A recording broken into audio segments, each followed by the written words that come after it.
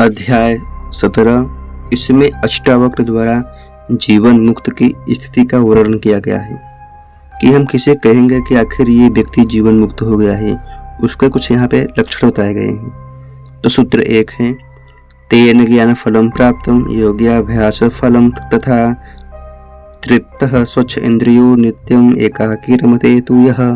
इसका भावार्थ है, जो पुरुष तृप्त है, जिसकी इंद्रियां शुद्ध और स्वच्छ है, जो सर्वदा एकाकी ही रमण करता रहता है, उसी को ज्ञान तथा योगाभ्यास का फल प्राप्त होता है। समस्त प्रकार की साधनाओं का फल ज्ञान होता है। भक्ति हो या आराधना, ध्यान हो या समाधि, योगाभ्यास हो या सांख्य तंत्र हो या हठ योग, सबकी अंतिम प्राप्ति, अंतिम परिणाम ज्ञान ही है और ज्ञान का फल मुक्ति है। परंतु ज्ञान प्राप्त हो जाने के पश्चात भी यदि प्राणी तृप्त नहीं है, उसके अंदर वासनाएं अभी भी शेष हैं, वह विचलित है, चिंताग्रस्त है, तो इसका मतलब है कि ज्ञान प्राप्त करके भी वह उसका पूरा लाभ नहीं ले पाया, उसे ज्ञान फल प्राप्त नहीं हुआ। यदि ज्ञान प्राप्त करके भी उसकी इंद्रियां शुद्ध नहीं हुई, वह अभी भी विषयों की तरफ भागती है। यदि वह अकेला रहने से भयभीत होता है, वह समूह में ही रहने की इच्छा करता है, आश्रम मठ बनाकर अनेक शिष्यों को बनाकर उसमें रहकर अपने अभिमान की तृप्ति करता है, तो इसका अर्थ है उसे आत्मज्ञान का लाभ नहीं हुआ है। महर्षि अष्टावक्र कहते हैं कि आत्मज्ञान और योग साधना से जो स्वचेतना को प्राप्त हो गया है, वह स्वयं से तृप्त हो गया है।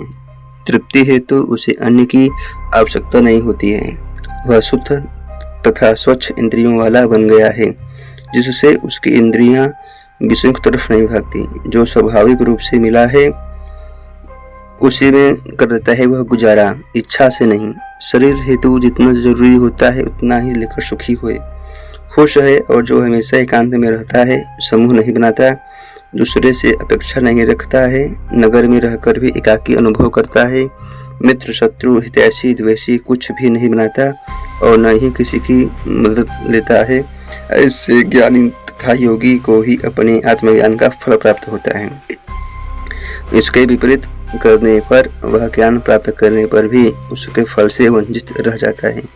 इसलिए आत्मज्ञानी को एकाकी रहने का निर्देश दिया गया है, अन्यथा फिर से वासनाएं उसे घेर सकती हैं। सूत्र 2 है, न कदाचित जगति अस्मिन् तत्त्वज्ञहन्तः खिद्यति यतः एकेन तेन इदं पुरुषं ब्रह्मांडमंडलम।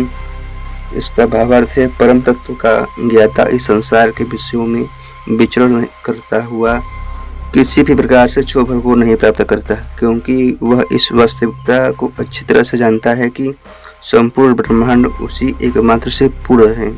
संपूर्ण सृष्टि भिन्न भिन्न नाम रूपों में अभिव्यक्त है।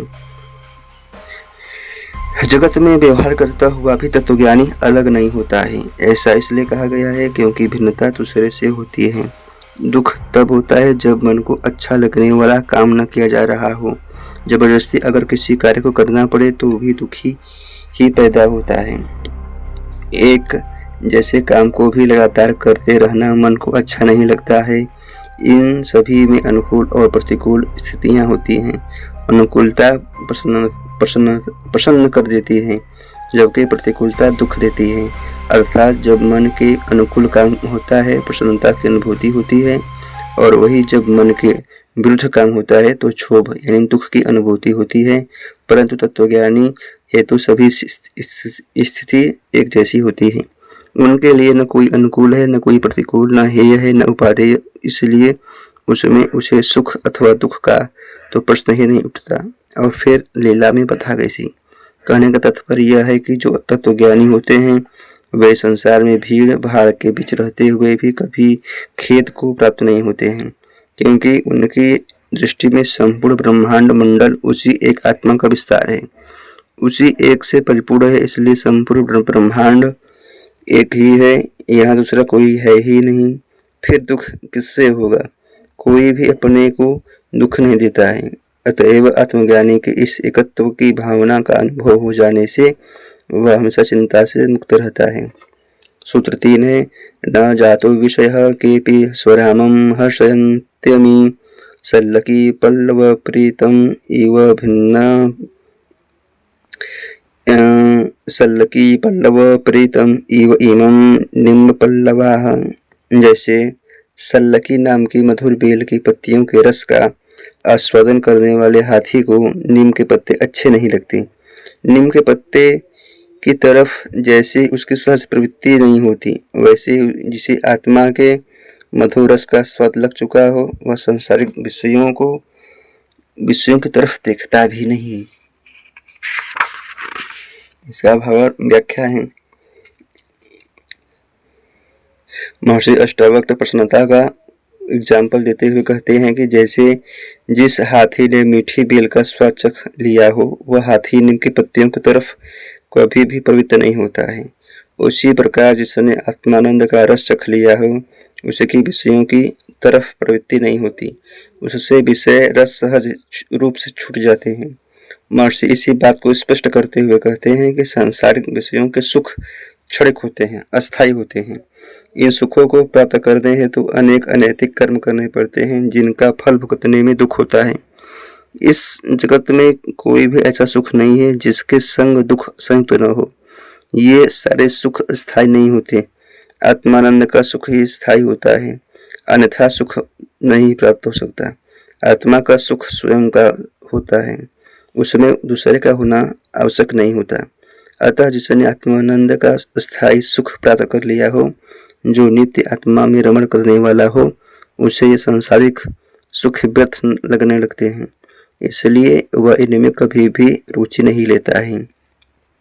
सूत्र 4 है, यस्तु भोगेषु भुक्तेषु न भवत्यधिवासितः अभुक्तेषु निराकांक्षी तादृशे भव दुर्लभः। भोगे हुए भोगों में जिसकी आसक्ति नहीं है और न भोगे हुए विषयों को भोगने की जिसकी इच्छा नहीं, इस तरह के व्यक्ति इस संसार में दुर्लभ होते हैं। अष्टावक्र का सारा उपदेश साधना सूत्र नहीं है, अपितु सिद्ध व्यक्ति आत्मज्ञानी हेतु कहे गए सूत्र की आत्मज्ञानी का आचरण कैसा हो जाता है, यह आत्मज्ञान की कसौटी है। यदि कोई इसे साधना के रूप में लेगा तो वह चूक जाएगा। तो इसे साधना सूत्र मान लेता है, वह विचलित होता ही है। सब कुछ छोड़ देने से आत्मज्ञान की प्राप्ति नहीं होती। इस सूत्र में भी अष्टावक्र अपनी इसी बात को स्पष्ट कर रहे हैं कि आत्मज्ञान को प्राप्त करके ज्ञानी बना व्यक्ति संसार में मिलना दुर्लभ है। गीता में भी कहा गया है, सहस्रों मनुष्यों में से कोई एक अंतःकरण की शुद्धि हेतु प्रयत्न करता है, तत्पश्चात उनमें से कोई बिरला पुरुष ही आत्मा को यथार्थ जानता है। ऐसे आत्मज्ञानी भोगे हुए विषयों के प्रति आसक्ति नहीं रखते। इसका कारण यह है कि वह स्मृति से ही मुक्त हो जाते हैं, अर्थात जब उनके स्मृति पटल पर कुछ होगा ही नहीं तो वह फिर भोगे हुए विषयों को कैसे याद रखेंगे। और फिर यदि फिर भी वह इच्छा रखते हैं तो इसका मतलब है कि उन्हें आत्मानंद की प्राप्ति नहीं हुई है, उसे विषयों के भोग में ही आनंद मिलता है। ऐसे ज्ञानी भोगे हुए विषयों के प्रति भी वासना नहीं रखता, क्योंकि ये इच्छाएं, आकांक्षाएं, वासनाएं ही उसे फिर से विषय भोगों की ओर प्रवृत्त करती है। ऐसा मनुष्य ही आत्मज्ञानी है जो इस संसार में दुर्लभ है। वह आत्मा में ही हमेशा संतुष्ट रहता है। सूत्र 5 है, बुभुक्षेरिह संसारे मुमुक्षुरपि दृश्यते भोग मोक्ष निराकांक्षी विरलो ही महाशयः। इस जगत में यदि भोग की इच्छा रखने वाले लोग हैं तो ऐसे भी लोग हैं जिन्हें मोक्ष की इच्छा है, परंतु ऐसे महापुरुष बहुत कम मिलते हैं जिन्हें न भोग की इच्छा है न ही मोक्ष की इच्छा है, अर्थात जिन्हें कोई चाह, कोई आकांक्षा नहीं होती। जब मन सभी प्रकार की वासनाओं, भावनाओं से शांत हो जाता है तो वही मोक्ष है। इच्छा के कारण ही मन में लहरें उठती हैं। ये जो विविध प्रकार की तरंगें उठती हैं, गिरती हैं, यही मोक्ष की प्राप्ति के मार्ग में बाधक बनती हैं। फिर ये तरंगे सांसारिक विषय वासना की हो या फिर मोक्ष प्राप्ति की आकांक्षा की, आखिर है तो तरंगे ही जो मोक्ष की प्राप्ति की चाह करता है, उसकी चिंता करता है, उसे प्राप्त करने हेतु प्रयास करता है, उसका मन विचलित रहता ही है। और यह मन की अशांति ही मोक्ष में बाधक बनती है। संसारी सर्वदा आकांक्षा में ही जीवित रहता है, वह वासना में ही जीवित रहता है। कभी वह विषयों के भोग की इच्छा करता है तो कभी मोक्ष प्राप्ति की, परंतु वह इस रहस्य को नहीं जानता कि यह इच्छा मात्र ही बंधन है और इन इच्छाओं का त्याग ही मुक्ति है। इसलिए महर्षि अष्टावक्र कहते हैं कि भोग तथा मोक्ष दोनों में से किसी की भी इच्छा नहीं करता है, वही व्यक्ति मुक्त होता है। परंतु ऐसे महापुरुष बहुत कम अर्थात बिरले ही मिलते हैं। अज्ञानी तो दोनों में ही इच्छा रखने वाला होता है। सूत्र 6 है, धर्म अर्थ काम मोक्षेषु जीविते मरणे तथा कस्यापि उदार चित्तस्य हेयोपादे यथा नहीं। कोई उदार चित्त वाला ही होगा जिसकी धर्म अर्थ काम मोक्ष जीवन और मृत्यु के प्रति त्याग तथा ग्रहण की भावना नहीं हो। जो आत्मज्ञानी होता है वही उदार चित्त वाला होता है, क्योंकि उसी को इस संपूर्ण जगत में एक आत्मा दिखलाई पड़ती है। उससे विविधता कभी कहीं भी नहीं दिखाई देती, जबकि अज्ञानी को चारों ओर भिन्नताएं ही दिखलाई पड़ती हैं, जिसके कारण उसके प्रत्येक कार्य का एक उद्देश्य होता है। वह फल प्राप्त करना चाहता है, इच्छाओं तथा वासनाओं से ग्रसित रहता है, उसमें हेय तथा उपादेय का डर बना रहता है। इसलिए न ही उसे मुक्ति मिल सकती है और न ही वह उदार चित्त वाला बन सकता है, क्योंकि उदार का अर्थ होता है जो भी जैसा भी आए उसे किसी के प्रति कोई आग्रह नहीं है, उसकी अपनी किसी प्रकार की चाह नहीं है कि ऐसा ही होना चाहिए, उसकी अपनी किसी प्रकार की चाह नहीं है कि ऐसा ही होना चाहिए। न पुरुषार्थों को लेकर उसमें कोई आग्रह है, न ही परम पुरुषार्थ के लिए। इसलिए आत्मा ज्ञानी ही उदार चित्त वाला कहलाता है, क्योंकि वह धर्म अर्थ काम तथा मोक्ष एवं जीवन तथा मृत्यु के प्रति भी ग्रहण और त्याग की भावना नहीं रखता। वह न इन्हें ग्रहण करने योग्य समझता है और न ही त्यागने योग्य समझता है, न इन्हें निंदनीय समझता है और न ही प्रशंसनीय, न इन्हें घृणा करने योग्य समझता है, न ही उपयोगी। अतः वही जीवन मुक्त है और ऐसी अवस्था को प्राप्त हो जाना ही मोक्ष है। सूत्र 7 है, वांछा न विश्वविलय न द्वेषस्तस्य न द्वेषस्तस्य च स्थितौ यथा जीविकया तस्मात् धन्य आस्ते यथा सुखम। का भावार्थ है, जिसमें संसार के विषय की इच्छा नहीं है और न ही उसकी स्थिति के प्रति द्वेष है, अर्थात जो यह नहीं सोचता कि ऐसा नहीं होना चाहिए, वह धन्य पुरुष होता है। इसलिए वह यथा प्राप्त आजीविका से सुखपूर्वक जीवन यापन करता है। संसार में अनेकों ऐसे लोग हैं जो सृष्टि की स्थिति तथा विलय से बहुत ही चिंतित हैं, जैसे कि संपूर्ण जगत उन्हीं के चलाने से चल रहा है, उन्हीं के सिद्धांतों मान्यताओं तथा विचारों के आधार पर चल रहा है। अगर वे न होते तो इस संसार का अस्तित्व ही नहीं होता, अर्थात सृष्टि का प्रलय हो जाता। ऐसे मनुष्य ही होते हैं जो इस संसार को सर्वदा भयभीत करते रहते हैं कि इस सृष्टि में प्रलय आने वाला है, 20वीं शताब्दी के अंत तक प्रलय हो जाएगा और फिर नए युग का आरंभ होगा, सतयुग आएगा, अत्याचार में वृद्धि हो जाएगी। इसलिए अवतार होगा जो दुराचारियों को दंडित करेगा। कुछ ऐसे भी मनुष्य होते हैं जो संसार के वर्तमान स्थिति से बहुत परेशान हैं। उनका कहना है कि आज की दुनिया सबसे निकृष्ट है। जितनी भी चोरियां, हत्याएं, बलात्कार, डकैतियां, भ्रष्टाचार, रिश्वतखोरी, शोषण, अनैतिकता, झूठ फरेब, धोखा, बेईमानी इत्यादि आज जो हो रही हैं, इतनी पहले कभी नहीं होती थी। मनुष्य पतन की चरम सीमा पर पहुंच चुका है, वह जानवर से भी अधिक बदतर हो गया है। अष्टावक्र कहते हैं कि इन दोनों ही प्रकार की धारणा अथवा विचार वाले व्यक्ति दुखी और परेशान रहते हैं। वह ज्ञानी ही धन्य होता है जिसके भीतर न सांसारिक विषयों के प्रति कोई इच्छा है और न ही कोई स्थिति के प्रति द्वेष, क्योंकि वह तो साक्षी हो गया है, दृष्टा मात्र है। राग द्वेष आसक्ति विरक्ति से मुक्त हो गया है, इसलिए वह न तो ज्यादा प्राप्त करके खुश होता है और न ही कम प्राप्त होने पर दुखी होता है। अभी तो जो स्वाभाविक रूप से प्राप्त हुआ है अथवा मिल जाता है उसी में सुखपूर्वक अपना जीवन व्यतीत करता है। सूत्र 8 है, कृतार्थः अनेन ज्ञानेन इति एवं गलितत् गलितथिः कृति पश्यन् निर्वन् स्पृशन् निस्पृशन् अश्नन् आस्ते यथा सुखम। इस अभेद ज्ञान से कृतार्थ हुआ ज्ञानी, जिसकी बुद्धि का भी क्षय हो चुका हो, ऐसा कृत्य ज्ञानी देखता हुआ, सुनता हुआ, स्पर्श करता हुआ, सूंघता हुआ, खाता हुआ, पीता हुआ, अर्थात समस्त इंद्रियों का उपभोग करता हुआ भी सुखपूर्वक रहता है। एक ही चेतन आत्मा इस संपूर्ण सृष्टि का आधार है।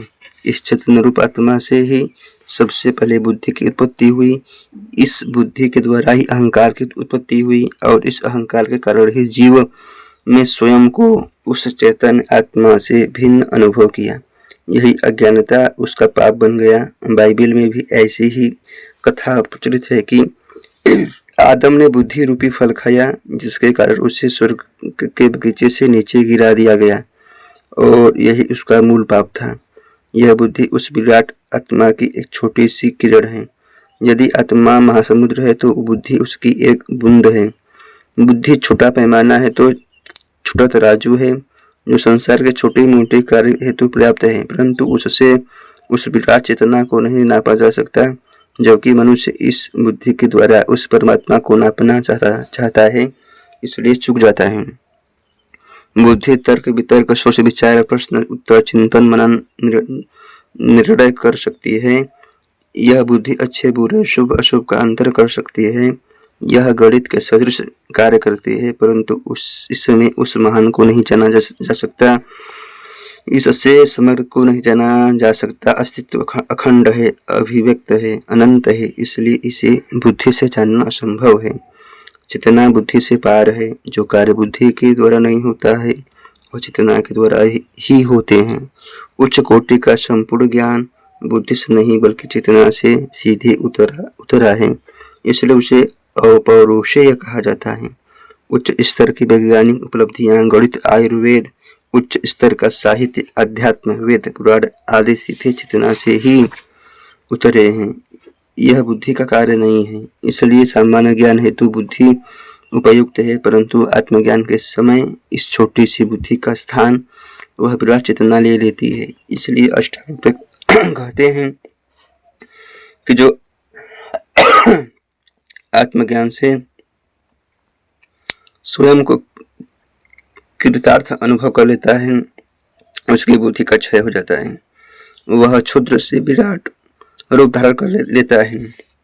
उसे संपूर्ण कार्यों का और विधि विधान का बोध हो जाता है, जिसके कारण वह इस तुच्छ जगत में भी मोहित न होकर स्वाभाविक रूप से अनिवार्य कर्मों को करता हुआ जगत के प्रति साक्षी भाव से रहकर सुख के साथ जीवन यापन करता है। वह चिंता और वासना से मुक्त हो जाता है। जीवन संयुक्त है, परंतु बुद्धि के वशीभूत होने के कारण ही उसे भिन्नता की प्रतीति होती है, और जब बुद्धि का क्षय होता है तब वह सब कुछ संयुक्त दिखाई देने लगता है। यही सत्य है, यही ज्ञान है।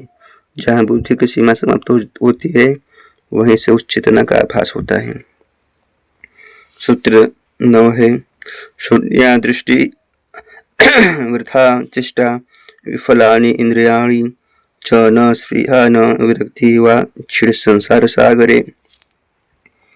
जिस आत्मज्ञानी का विश्वरूपी सागर नष्ट हो चुका है, उसकी दृष्टि शून्य हो जाती है, उसकी चेष्टाएं सार्थकता खो बैठती हैं, उसकी संपूर्ण इंद्रियां निर्बल हो जाती हैं, उसमें किसी भी प्रकार की कोई इच्छा नहीं रह जाती, न ही वैराग्य की भावना रहती है। बुद्धि का अनुभव तुच्छ का ही अनुभव है, उसका अनुभव इस सृष्टि पर्यंत ही सीमित है, परंतु चेतना का अनुभव उस विराट का अनुभव है। वह तुच्छ से ऊपर विराट की ही अनुभूति करता है, संपूर्ण को ही देखता है, जिससे उसका तुच्छ जगत जो छोटे से समुद्र के सदृश नष्ट हो जाता है। जिसने महासमुद्र को देख लिया हो उसे छोटे छोटे सरोवर कैसे प्रभावित कर सकते हैं। जिसने पूरे हाथी को देख लिया हो वह अंधे के समान उसके अलग अलग अंगों को हाथी कैसे कह सकता है। अंधा ही ऐसी बातें कर सकता है। ऐसे समग्र के दृष्टा आत्मज्ञानी को जगत में न तृष्णा होती है, न ही विरक्ति। उसकी दृष्टि शून्य हो जाती है या संपूर्ण हो जाती है। संपूर्ण दृष्टि में ही पूर्ण की अनुभूति छिपी है। ऐसी ज्ञान चेष्टा रहित हो जाते हैं, क्योंकि जब उन्हें सब कुछ प्राप्त हो गया तो फिर वह प्रयास किस लिए करें। उसकी इंद्रियां भी निर्बल हो जाती हैं, क्योंकि उसका संपूर्ण सांसारिक विषयों के प्रति आकर्षण ही समाप्त हो जाता है। परम आनंद के फल प्राप्त हो जाने से तुच्छ के क्षण मात्र सुख स्वयं ही समाप्त हो जाते हैं। उन्हें छोड़ने के लिए कसम खाने की आवश्यकता नहीं पड़ती। सूत्रता से न जागर्ति न निद्राति नोन्मिलति अहो परम दशा क्वापि वर्तते मुक्तचेतसः। वह न सोता है, न जागता है, न अपनी पलकों को खोलता है, न ही पलकों को मुदता है। आश्चर्य की बात है कि मुक्त चेतस की कैसी परम उत्कृष्ट दशा होती है। इस सूत्र में तत्वज्ञानी की अंतर्दशा का वर्णन किया गया है। मुक्त चेतना वाला मनुष्य उस विराट का अनुभव कर लेता है जिससे उसके संपूर्ण सांसारिक कर्म, जो कि वासना, तृष्णा, इच्छा, राग, द्वेष, अहंकार की तृप्ति हेतु किए जाते हैं, इनका त्याग हो जाता है। वह संपूर्ण कर्म का साक्षी मात्र रह जाता है। ऐसा मनुष्य न जागता है, न सोता है, न अपनी पलक खोलता है और न ही बंद करता है। कहने का तात्पर्य यह है कि यह सब क्रियाएं शारीरिक होती हैं, जो स्वाभाविक रूप से स्वयं होती हैं। ज्ञानी आत्मस्वरूप हो जाने से इन्हें नहीं करता। वह इन सब से दूर खड़ा होकर दर्शक मात्र बन जाता है। ये सारे शरीर के गुण धर्मों के द्वारा होते हैं। आत्मा तो मात्र इस सब का दृष्टा होता है। ज्ञान की यही परम दशा है। चेतना की 4 अवस्थाएं होती हैं: जागृति, स्वप्न, सुषुप्ति और तुरीय। जागृत अवस्था में अभिमान, कर्तापन की भावना होती है। स्वप्न में यह क्षीण हो जाता है, सुषुप्ति में इनका अभाव हो जाता है और चौथी तुरीय अवस्था में मनुष्य मिट जाता है, परमात्मा ही बच जाता है। सूत्र 11। सर्वत्र दृश्यते स्वस्थः सर्वत्र विमलाशयः समस्त वासना मुक्तो मुक्तः सर्वत्र राजते। इसका अर्थ है मुक्त महापुरुष हर स्थिति में शांत रहता है। कोई भी वैश्विक वस्तुएं उसके स्वच्छ और निर्मल अंतःकरण को मलिन नहीं करती, इसलिए वह विचलित वाला होता है, अर्थात वह विचलित नहीं होता, यानी विमल चित्त वाला। वह सभी प्रकार की वासनाओं से रहित सर्वत्र सुशोभित होता है। अज्ञानी मनुष्य विविध प्रकार के संघर्षों में स्वयं का जीवन यापन करता है, जिससे वह कभी शांत कभी स्वस्थ नहीं हो सकता। परंतु आत्मज्ञानी सुख दुख हर्ष विषाद आदि द्वंद्वों से पार हो जाने के कारण हमेशा स्वस्थ शांत तथा मृदु हृदय वाला हो जाता है। वह सभी प्रकार की वासनाओं से रहित हो जाता है। वासनाओं से ग्रसित मनुष्य सीमित क्षेत्र में ही सोचता है। उसके सारे दृष्टि बुराइयां कार्य आदि संकीर्ण क्षेत्र में ही होते हैं। वह दूसरों के हितों की परवाह न करके अपने हित के विषय में सोच विचार करता है, जिसके कारण वह क्षुद्र विचारों वाला हो जाता है। ज्ञानी वासनाओं से मुक्त हो जाने के कारण बड़े सोच विचार वाला होता है। वही वसुधैव कुटुंबकम की भावना वाला होता है। ऐसा मनुष्य ही सभी जगह सुशोभित होता है। सूत्र 12 है पश्यन् श्रवन् स्पृशन् जिघ्रन् अश्मन् गृहन् वदन् वृजन् हिता निहितः मुक्तः मुक्त एव महाशयः। मुक्त पुरुष दिखता हुआ, सुनता हुआ, स्पर्श करता हुआ, सूंघता हुआ, खाता हुआ, ग्रहण करता हुआ, बोलता हुआ, चलता हुआ, इच्छा और अनिच्छा से मुक्त रहता है। उसे ऐसा करते हुए न किसी तरह का राग होता है, न ही द्वेष होता है। इस सूत्र में महर्षि अष्टावक्र जीवन मुक्त के लक्षण बताते हुए कहते हैं कि जो मनुष्य आत्मज्ञान को प्राप्त हो गया है वह जीवन मुक्त होता है। ऐसा मनुष्य वासनाओं आकांक्षाओं से ऊपर उठ गया होता है, सभी प्रकार के संघर्षों से पार हो गया होता है, अतः वह फायदे तथा नुकसान से मुक्त हो जाता है। ऐसा मनुष्य संपूर्ण स्वाभाविक कार्यों को करता हुआ भी उनमें आसक्त नहीं होता, क्योंकि वह कर्तापन की भावना से मुक्त हो गया है। सूत्र 13 है न निंदति न च स्तौति न हर्षति न कुप्यति न ददाति न गृह्णाति मुक्तः सर्वत्र नीरसः। इसका भावार्थ है कि मुक्त महापुरुष न ही निंदा करने वाला होता है, न ही स्तुति करने वाला होता है, न हर्षित होता है, न ही क्रोधित होता है, वह न देता है और न ही ग्रहण करता है। वह सभी विषयों के प्रति उदासीनता का भाव रखने वाला होता है। परमात्मा समस्त प्रकार के रसों का रस है। पूर्णानंद आत्मानंद है। जिस प्राणी को उस आनंद की प्राप्ति हो गई, उस प्राणी को इस संसार के सभी रस रसहीन लगते हैं। इसलिए आत्मज्ञानी निरस होता है, उसे किसी से कोई रस नहीं मिलता। परमात्मा से जो संतुष्ट हो गया, उसे इस नश्वर जगत में तृप्ति की आकांक्षा नहीं रही। अर्थात जिसने अमृत का स्वचख लिया, उसके लिए सभी रस निरस हो जाते हैं। अगर इस जगत में सुख होता, शांति होती, इसमें आनंद होता, तो मनुष्य परमात्मा को नहीं ढूंढता। फिर धर्म का कोई महत्व नहीं रहता, व्यर्थ के बकवास रह जाती। इस संतुष्टि की खोज ही धर्म है। धर्म इस चेतना को प्राप्त होने का विज्ञान है। संन्यास तथा वैराग्य उसका आरंभ है और जीवन मुक्ति उसका अंत है। इस अवस्था में पहुंचा हुआ ज्ञानी दृष्टा मात्र बन जाता है, भक्त डूब जाता है। दोनों की एक ही स्थिति हो जाती है। महर्षि अष्टावक्र का मार्ग दृष्टा का है। सूफियों ने भी साधना को 4 भागों में बांटा है। पहला शरीयत, जिसमें विधि विधान, नियम, उपाय, ढंग, संयम आते हैं। दूसरा है तरीफत, जिसमें मनुष्य का अभिमान नष्ट हो जाता है, साधना समाप्त हो जाती है, मैं खो जाता है। तीसरा मारिफत, जिसमें परमात्मा की झलक नजर आती है परंतु द्वैत बना रहता है। चौथा हकीकत, जिसमें अध्यात्म की अनुभूति होती है, जिस सिर्फ ब्रह्म सत्य ही रह जाता है। यह लक्ष्य की उपलब्धि है, यही जीवन मुक्ति की अवस्था है। ऐसा मनुष्य सर्वत्र उसी एकत्व की अनुभूति करता है, जिससे वह न निंदा करता है, न स्तुति, न हर्षित होता है, न कोप करता है, न देता है, न ही लेता है। स्वाभाविक रूप से स्वयं से जो मिला होता है वही ले लेता है।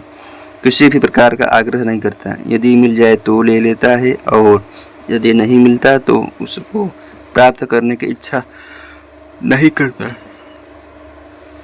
वासना तथा अहंकारवश कोई कार्य नहीं करता।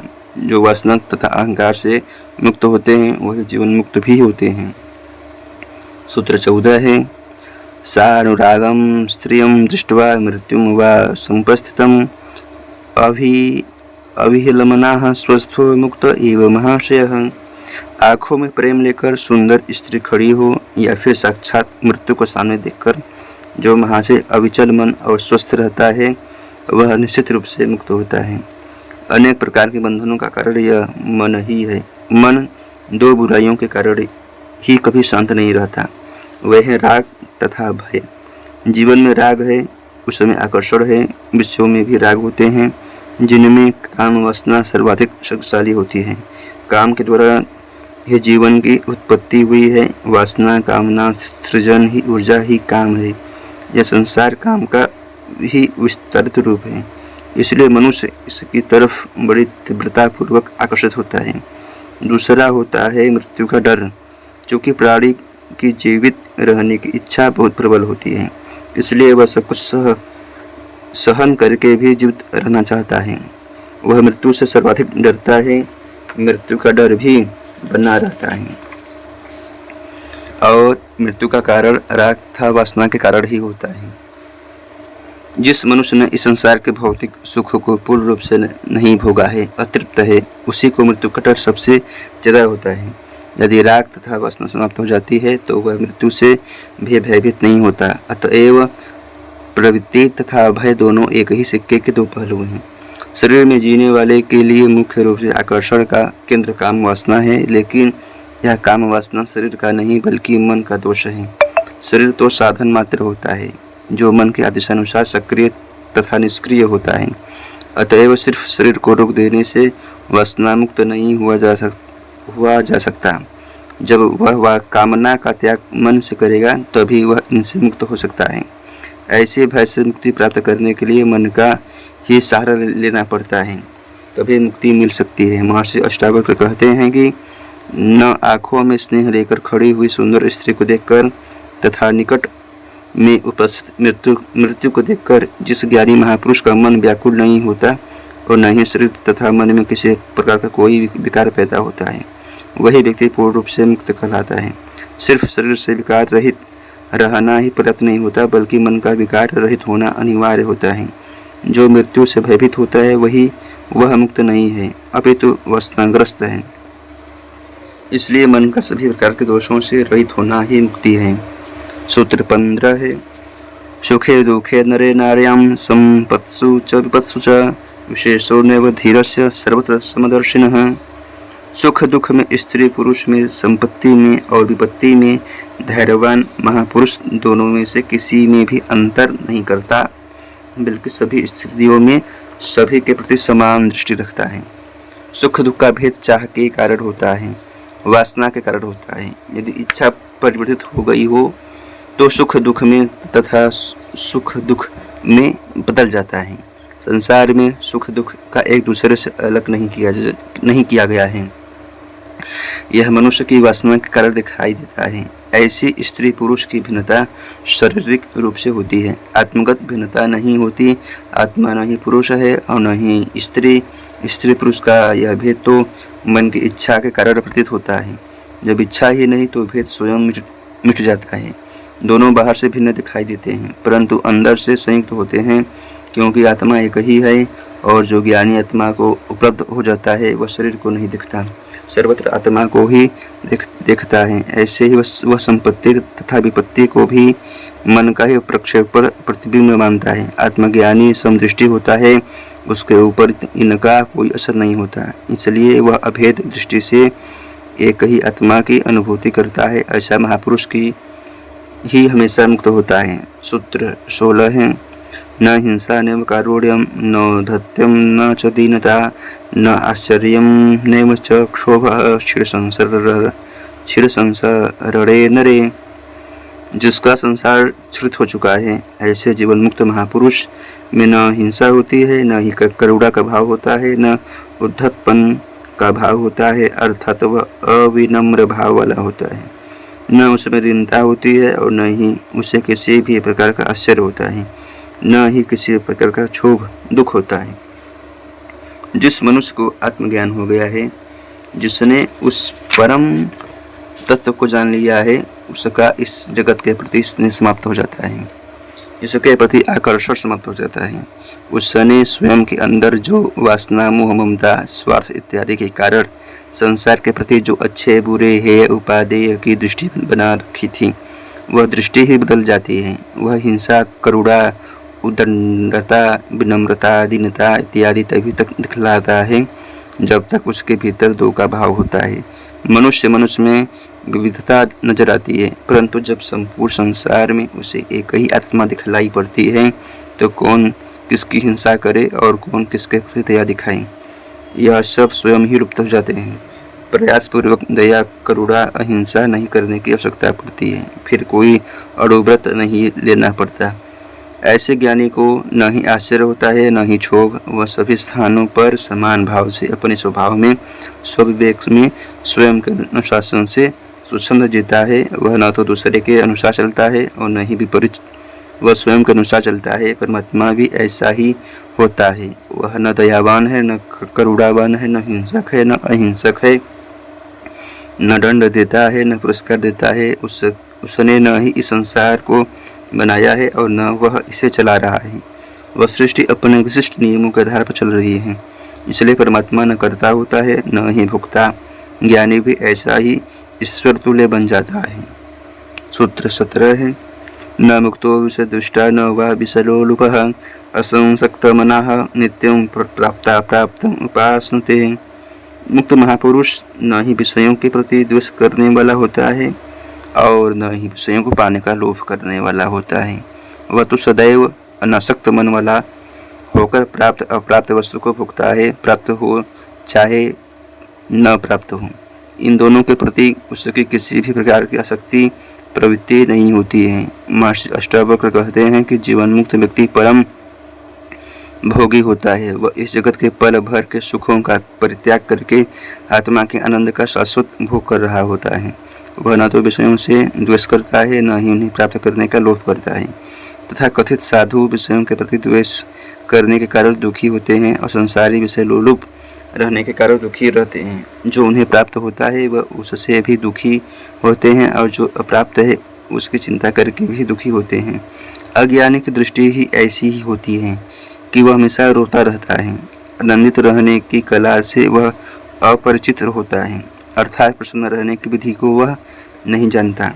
ज्ञानी ही इसे जानता है। ज्ञानी की किसी में शक्ति नहीं होती। आसक्ति रखने वाले ही दुखी होते हैं, चिंतित होते हैं, तनावग्रस्त रहते हैं। इसलिए ज्ञानी को स्वाभाविक रूप से जो मिलता है उसका ही उपभोग करता है, और जो नहीं मिला है उसकी चिंता नहीं करता, बल्कि उसमें भी आनंदित ही होता है। रामकृष्ण ने कहा, हमने संसार का त्याग करके परमात्मा को प्राप्त किया, इसलिए हम क्षण मात्र के सुख को त्याग उस नित्य परम सुख का उपभोग कर रहे हैं। अतएव हम श्रेष्ठ भोगी हैं, और तुमने परमात्मा का त्याग करके जगत को प्राप्त किया, इसलिए तुम क्षणभंगुर में मरे जा रहे हो। भोग कहाँ कर रहे हो? तुमने तुच्छ संसार के लिए उस श्रेष्ठ परमात्मा का त्याग कर दिया, इसलिए तुम महान त्यागी हो और हम महान भोगी हैं। सूत्र 18 है, समाधान हिता हित विकल्पना सुनचित्तो न जानाति कैवल्यम इव संस्थितः। इसका भावार्थ है कि जिसका अंतःकरण शून्य हो चुका है वह समाधान और असमाधान के हित तथा अहित के विकल्पों को नहीं जानता। वह तो कैवल्य जैसा स्थित है। मन जब तक उद्वेलित व्याकुल होता है तभी तक संकल्प विकल्प उठते हैं, तभी तक समाधान असमाधान के विचार उत्पन्न होते हैं, तभी तक हित तथा अहित का स्मरण होता है। ये सब अभिमान के ही कारण हैं। उद्वेलित मन ही इन सभी भावनाओं को जन्म देने वाला है। जब मन शांत हो जाता है, शून्य हो जाता है, उसमें विचार इच्छा वासना की तरंगें उठना बंद हो जाती हैं, तो वही कैवल्य की अवस्था है। ऐसा प्राणी सिर्फ आत्मा में स्थित होता है। आत्मा के अलावा वह अन्य किसी को भी नहीं पहचानता। अतः ऐसा मनुष्य ही जीवन मुक्त कहलाता है। सूत्र 19 है, निर्ममो निरहंकारो न किंचिदिति निश्चितः अंतर्गलित सर्वाशः कुर्वन्नपि न लिप्यते। मेरा तेरापन से रहित अहंकार शून्य तथा जो ऐसा निश्चय कर चुका है कि यह संसार कुछ भी नहीं है, जिसके अंतःकरण की सारी आशाएं गल चुकी हैं, ऐसा मुक्त महापुरुष कर्म करता हुआ भी उनमें लिप्त नहीं रहता। जो चित्त की शून्यता को प्राप्त होकर आत्मा में स्थित हो जाता है, उसकी सभी आशाएं समाप्त हो जाती हैं, क्योंकि वह आत्मा के अलावा कुछ भी नहीं जानता। फिर वह आशा किसकी करेगा? ऐसा मनुष्य को ज्ञान प्राप्त करके किसी में भी आसक्ति नहीं रखता, न उसमें अभिमान ही रहता है। उसका अहम का भाव मिट जाता है, जिससे उसका कर्ता भाव समाप्त हो जाता है। वह करता हुआ भी नहीं करता, क्योंकि वह उपकरण मात्र बन जाता है। परमात्मा की इच्छा अनुसार चलता है। वह जो करवाता है वह कर लेता है। ऐसा व्यक्ति अलिप्त रहता है। सूत्र 20 है, मन प्रकाश सम्मोह स्वप्न जाड्य विवर्जितः दशाम कामपि संप्राप्तः भवेत् गलित मानसः। जिसका मन गलित हो गया है, जिसके मन में कर्म मोह स्वप्न एवं जड़ता सब समाप्त हो गए हैं, वह पुरुष वैसी अनिर्वचनीय स्थिति को प्राप्त होता है। आत्मज्ञान में प्रमुख बाधक मन ही है। कर्म मोह स्वप्न तथा जड़ता की अनुभूति मन के द्वारा ही होती है। इसलिए जिसका मन पर नियंत्रण हो जाता है, उसके कर्म मोह तथा जड़ता सब समाप्त हो जाता है। ऐसा व्यक्ति पूर्ण चैतन्य तथा जागृत अवस्था में नित्य स्थित रहता है। वह अनिर्वचनीय अवस्था है, जिसको केवल स्थिति कहा जाता है। इसका वर्णन करना संभव नहीं है। सभी ज्ञानियों ने ऐसा कहा है कि यह अवस्था अवर्णनीय है, अर्थात वर्णन के योग्य नहीं। कबीर ने इसे अमनी दशा, वेदों ने ऋत, बुद्ध ने धम्म कहा है। यही है परमात्मा, भगवान, ईश्वर, ब्रह्म सत्य। यही स्वभाव है, यह परम विधान है, यही बुद्धत्व है और यही ज्ञान है।